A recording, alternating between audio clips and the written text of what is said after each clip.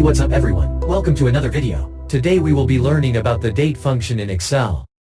The date function returns a serial number which represents a particular date. It consists of three arguments: year, month, and day. To use this function, type in equals, date, open bracket, select the year cell, comma, the month, comma, and the day cell, close bracket, enter.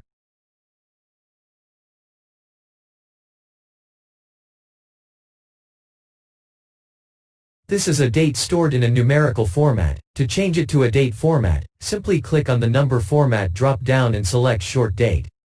You can also choose a long date format. Now, let's understand how Excel stores and calculates date.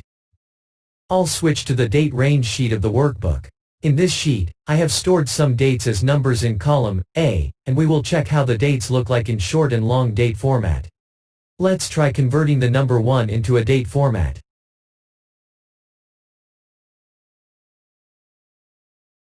So Excel stores the 1st of January 1900 as 1 and each digit in addition to that will be the next date.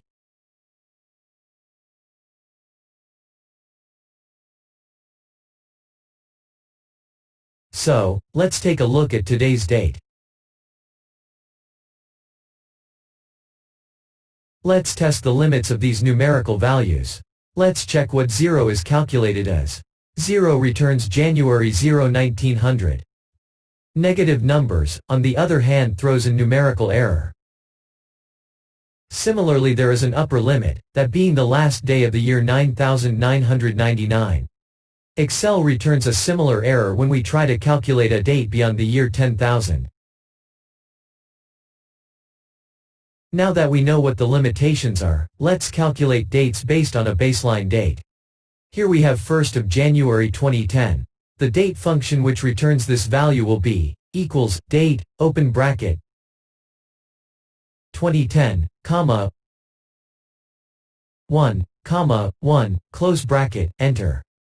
Now, we know that there are, at the most, 31 days in a month. But the day argument can accept any negative or positive numerical value.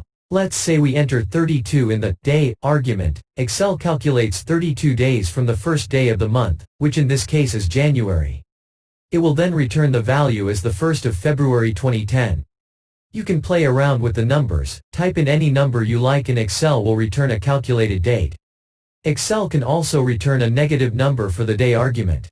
This one will calculate 32 days prior to January 1st, which will give us the 29th of November 2009. 0 also returns a date before the start of that month, which is the 31st of December 2009. A similar logic applies to the month argument. Although there are only 12 months in any given year, we can enter any positive or negative number and Excel adds or subtracts the month accordingly.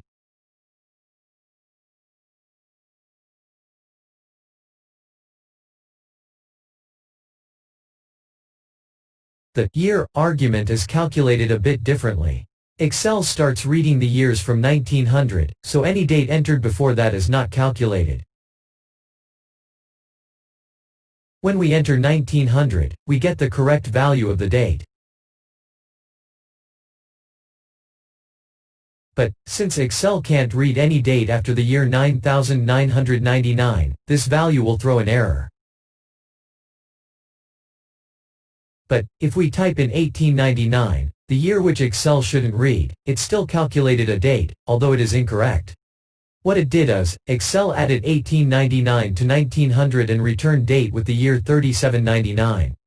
But entering a negative number in the year argument will throw the same numerical error again. Let's try another instance where the date function is useful. Imagine you have a column which has date in a text string format. You are required to convert it into a proper date value. For this example, I have concatenated the 3 columns into the 4th column. The first 2 digits are the days, the next 2 are the month values and the last 4 are year values. We will start the date function as before, but for the year argument, we will use a formula called right. Since the year digits are to the right side of the text in cell D2. Select the cell, comma, enter the number of digits to return, in this case, 4, close red brackets, comma. Now we are in the month argument, and since the month digits are in the middle of the text string, we will use the mid function. Open brackets, select cell D2, comma, the starting digit of the month, which is the third digit from the left, comma, 2, for the number of digits, close red brackets, comma. Now we are in the day argument, which is at the left side of the text. For this we will use the left formula, which is similar to the right formula. Select the cell and enter the number of digits. This time we have to close the brackets twice so that the date function is also complete. Drag the formula down and feel free to change the date format to your liking. That's pretty much it for today. Hope you learned something new, and see you in the next one.